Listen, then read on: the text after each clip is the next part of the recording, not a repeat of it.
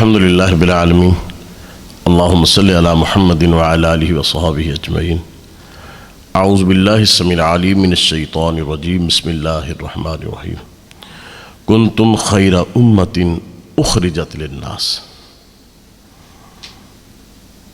حضرات گرامی، ایک دفعہ پھر ہم گلوبل اردو نیوز کی ٹیم کے ساتھ حاضر خدمت ہیں پروگرام فہم دین پروگرام کے حوالے سے۔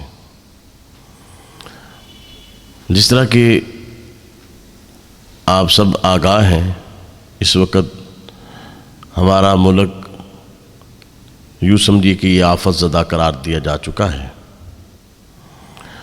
اور ہمارے ملک میں ہر طرف بالخصوص سندھ کا علاقہ، بلوچستان کا، جنوبی پنجاب کا علاقہ،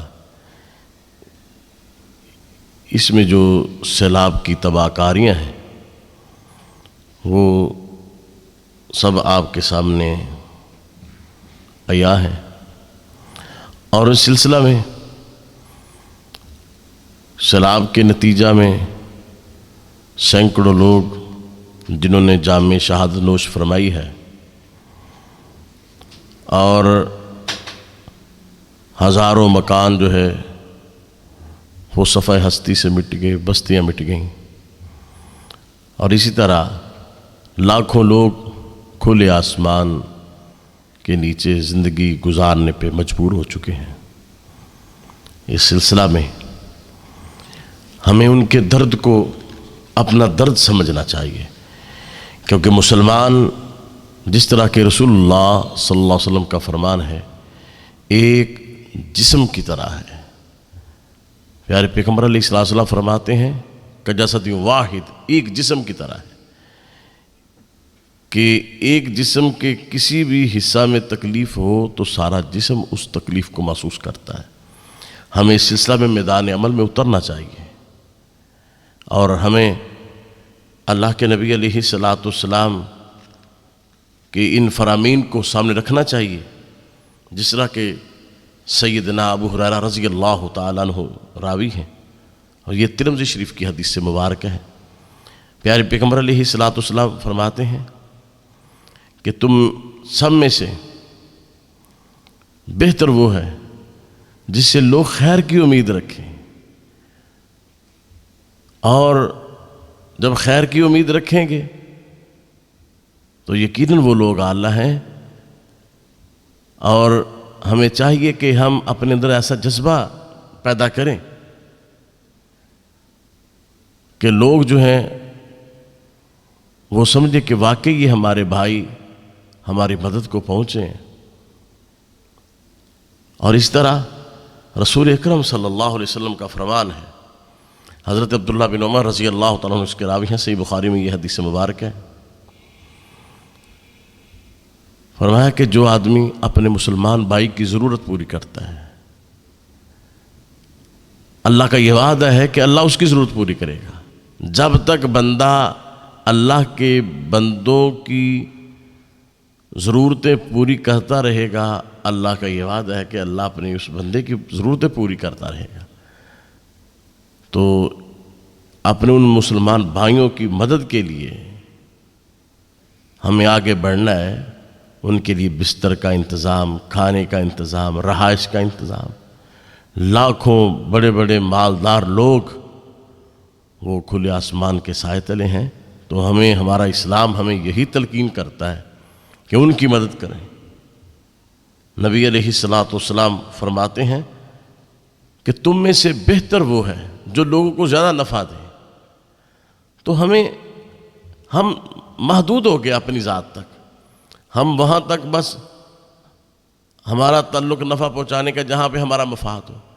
اس وقت اپنی تمام سیاسی اور دیگر ہمیں وابستگیاں ختم کرتے ہوئے ہمیں اپنے مسلمان بھائیوں کی مدد کو پہنچنا چاہیے، اور یہ تعلیم ہمیں اسلام دیتا ہے۔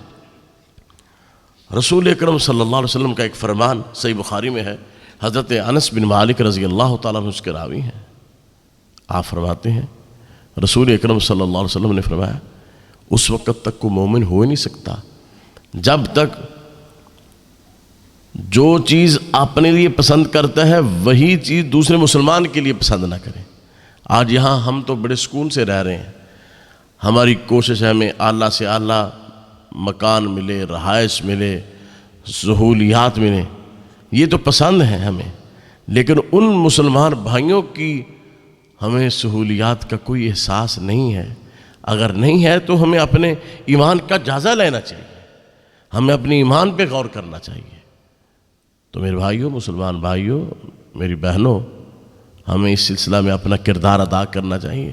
جب ہم بستر پہ سوئیں ہمیں یاد آنے چاہیے وہ لوگ جو رات کو تو اپنے بستروں پہ تھے لیکن صبح ان کی ہر چیز اس صفحہ ہستی سے مٹ گئی۔ ہمیں جب کھانا کھائیں ہمیں یاد آنے چاہیے کہ ہمارے ان بھائیوں نے کھانا کھایا کہ نہیں کھایا۔ ہمیں غور کرنا چاہیے ہر معاملے میں۔ ہمیں تو آپ نفسا نفسی کا ہمارا عالم ہے، ہماری بے حسی آپ کے سامنے ہے۔ تو نبی علیہ الصلوۃ والسلام فرماتے ہیں تم میں سے بہتر وہ ہے جو لوگوں کو زیادہ سے زیادہ نفع پہنچائے۔ ہم نے ان کے لیے کیا فائدہ کیا، کیا کوشش کی، کیا ہم نے ان کے نفع پہنچایا۔ مجھے ایک حدیث مبارکہ یاد آ گئی اور کمال کی اللہ کے نبی علیہ الصلوۃ والسلام نے بات فرمائی۔ سیدنا عبداللہ بن عمر رضی اللہ تعالیٰ عنہ اس کے راوی ہیں، معجم کبیر میں یہ حدیث مبارکہ ہے۔ آپ فرماتے ہیں علیہ الصلاۃ والتسلیم، حضور فرمایا کہ بعض لوگوں کو اللہ پیدا ہی کرتا ہے دوسرے بندوں کی خدمت کے لیے، ان کی ضرورتوں کو پورا کرنے کے لیے، اور وہ ایسے بن جاتے ہیں کہ لوگ ان کے پاس آتے ہیں اور وہ ان کی ضرورتیں پوری کرتے ہیں، لوگوں کی خدمت کرتے ہیں، اور وہ اسی انداز میں ساری زندگی خدمت کرتے ہیں۔ رسول اکرم صلی اللہ علیہ وسلم نے گارنٹی دیا اللہ ایسے بندوں کو عذاب نہیں دے گا، اللہ ایسے بندوں کو عذاب سے جو ہے نا محفوظ رکھ لے گا۔